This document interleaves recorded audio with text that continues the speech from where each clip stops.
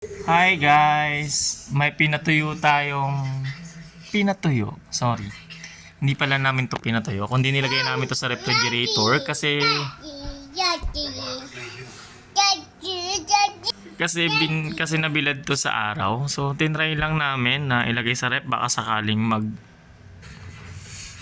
bumalik sa dati niyang hugis. So yan So yan, we try. Kasi nung last time is hindi na siya naibabalik sa mga dapat niyang pagkalagyan. So, ayun. So, sana nga umeffect yung paglagay namin sa refrigerator nito. Di ba, Caleb? Yes.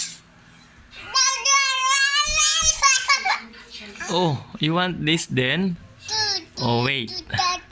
So, we try to fix this. Wow!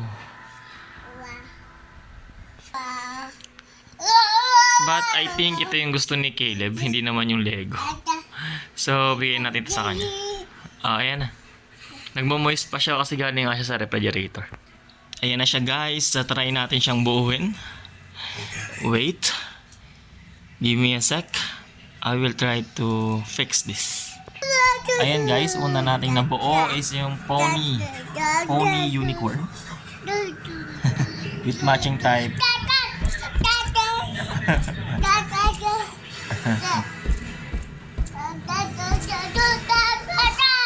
Gusto niya din daw. Ayan na, inaabot niya na. Oh, so great. Oh no. Then after that, what happened next? Kulang pa daw. So, what's...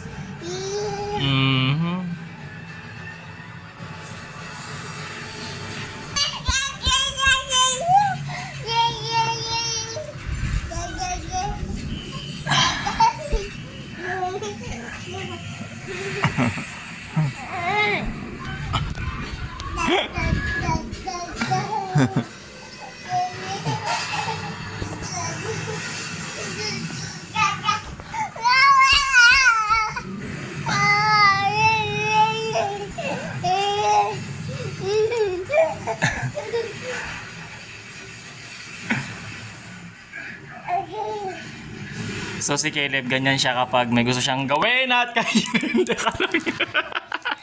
Bawal kainin.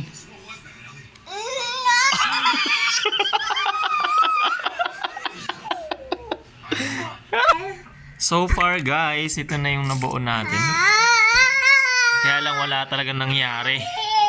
Walang nangyari kahit ilagay mo siya sa refrigerator. Sa ref kasi hindi talaga siya babalik kung ano yung dati niyang paghigpit tulad ng sira mong tiwala sa jowa mo. Charis! So yun lang. Ito hindi ko tanong paano ito bubuuhin.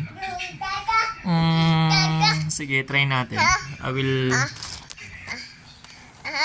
yung isa nanggugulo kinakain naman niya. Hindi naman siya sumutulong. Kinakain mo lang naman yan.